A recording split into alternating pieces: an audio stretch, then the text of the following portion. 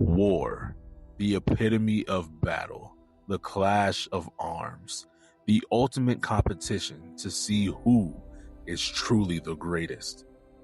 There are many reasons that men go to war: to protect one's family, to protect one's friends, to protect one's home, to conquer. For some, it is the ultimate battle of good and evil. But for this battle, we are not talking about men. We are talking about monsters. And the only reasons that they fight are for glory and death. Alright, so for this battle, we have Kaido, the King of Beasts from the anime manga series One Piece, going up against Battle Beast, the unstoppable force of nature from the Invincible universe.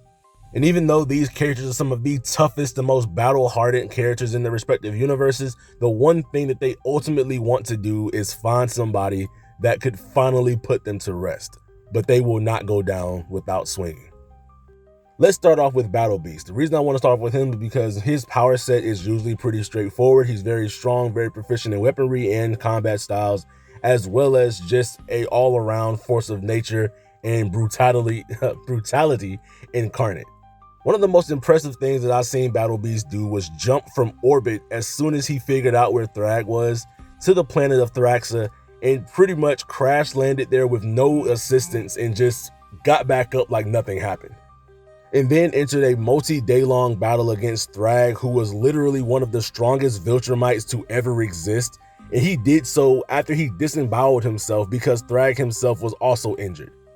Their fight was so fast and so intense that even Space Racer wasn't able to actually keep track of them as they were darting across the planet. And this could count as a speed feat for Battle Beast because I'm pretty sure that their movement was attributed to Thrag himself, who's the only one of them that can actually fly, and Battle Beast didn't have his jetpack at the time. But for him to still be able to combat Thrag while they were moving around at such speed still speaks volumes about how fast this guy actually is. Even though we can be sure that Thrag wasn't going full speed here, considering the fact that he was in the middle of combat, and we know that like speeds at that nature, especially how Viltrumites can travel between solar systems and galaxies, it would have torn this planet apart. But that isn't to say that Battle Beast isn't fast in his own right, being able to jump between spaceships and completely demolish them and the crew that is inside of them. And the fact that the only thing that could really have taken this dude out was that Thrag had to utilize the fact that his guts were hanging out and had to rip out the rest of them, wrap him around his arms, and then crush his stomach. And he did this after they were fighting for days, and Thrag passed out immediately after this.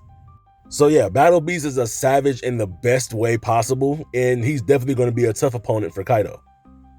And speaking of the lumbering ogre, let's go ahead and go to him next. Kaido is probably he is the toughest opponent that Luffy has fought so far, because he's the one that pushed Luffy the furthest, including actually killing him. In his introduction, Kaido fell or jumped from tens of thousands of meters high. I don't know what it is with these guys and jumping off of stuff, but he was completely unharmed from this, and his hobby is literally trying to off himself. He has been sentenced to death multiple times, and none of the times that he's been sentenced to death has it actually happened to him. No stabbings, no beheading, no, I'm assuming poison from torture. None of these things have ever managed to put Kaido down. He is known as the strongest creature in the world, in land, sea, or in the air. If it's a one-on-one, you always bet on Kaido. In the Ace novel, it had made clear that the Yonko are relative in strength, and even saying that Kaido is likely the physically most powerful out of all of them, despite Whitebeard having the most powerful Devil Fruit being able to shake the world itself. In the fact that these characters all scale to their Devil Fruits, it is subject to think that Kaido is also at that level of power with Whitebeard along with Big Mom and Shanks. In his first introduction with fighting Luffy, he casually one-shot and blitzed Gear 4 Luffy, which was already multiple times faster than light. Considering that even pre-gears and pre-observation haki, Luffy was able to dodge light speed attacks like Foxy's photon beams. And this is while simultaneously dodging attacks from the front and the back as they were bouncing off the mirrors behind him, and he was dodging Foxy's punches from in front of him. And then during the post-Toxic era, he was able to dodge light beams, calling them too slow, and this was done casually. He's been exponentially more powerful since the beginning of the time skip. Even after getting one-shotted by Kaido earlier on in this arc, Luffy went through a mini training arc in Udon where he learned how to utilize his haki more efficiently and actually hit Kaido from the inside out. He was still too slow to dodge Kaido in his base form, even while seeing in the future. Kaido's durability is one of the reasons why he is called the strongest creature, as it is almost impossible to hurt this dude with conventional means, and most times you have to learn how to fight him while attacking his internal durability rather than his external. Like when he took Law's Gamma Knife, which pretty much is guaranteed to eviscerate your organs, it did absolutely nothing to Kaido pretty much, and he was able to walk it off and keep fighting. He could also turn into a dragon via the Fish Fruit Mater Azure Dragon, which he is able to increase his durability and his attack power from his base form, can breathe fire, breathe invisible air slashes, as well as breathing lightning. A casual showing of his blast breath while he was drunk, he was able to vaporize the top of a mountain and the surrounding things behind it in a massive explosion. Like I said before, he can shoot out massive blades of invisible air slashes that would be able to hurt Battle Beast. And not only that, he's also able to create entire tornadoes, which again are just slicing attacks disguised as tornadoes. And then we get into his hybrid form, which basically takes all of the elements of his massive dragon form and condenses it back down to a more manageable size, in which he is faster, stronger, more durable, and on top of that, he can utilize all three forms of haki to their advanced variations to have durability negation, future sight, as well as just stacking more power on top of his already massive attacks with Conqueror's haki. So with every attack that he lands on Battle Beast, it's basically going to bypass his external durability and attack his internal organs directly. And even after Luffy learned Advanced Conqueror's haki and Advanced Armament haki, they were too shallow to do any lasting damage against Kaido. Even though it seemed like they were hitting him and knocking him around, they weren't actually doing anything except for like superficial damage. And all of this was going on while Kaido was still lifting the entire island of Onigashima with his flame clouds and had to fight a whole gauntlet of people that night.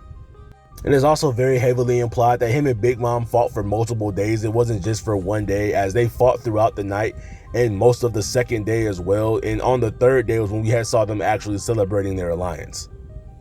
This will be a dragged out battle. However, I do believe that Kaido has more of a way to get past Battle Beast's durability than Battle Beast does to get past his own.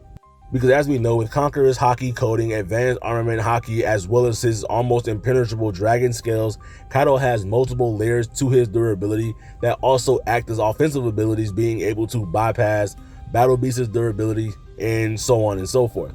However, there is a case that you can make to say that Battle Beast is faster if you believe that Thrag was going at his full speed when they were fighting, despite like the environmental damage that wasn't really there.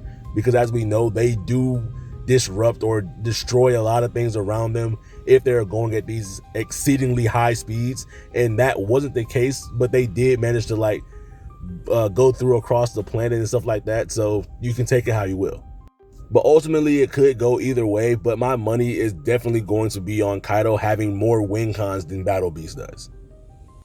So Kaido is going to be forced to continue existing while Battle Beast finally gets his well-deserved warrior's death. Let me know how y'all feel in the comment section. As always, feel free to correct me if I'm wrong. I'm always open to discussion, so just let me know in the comment section.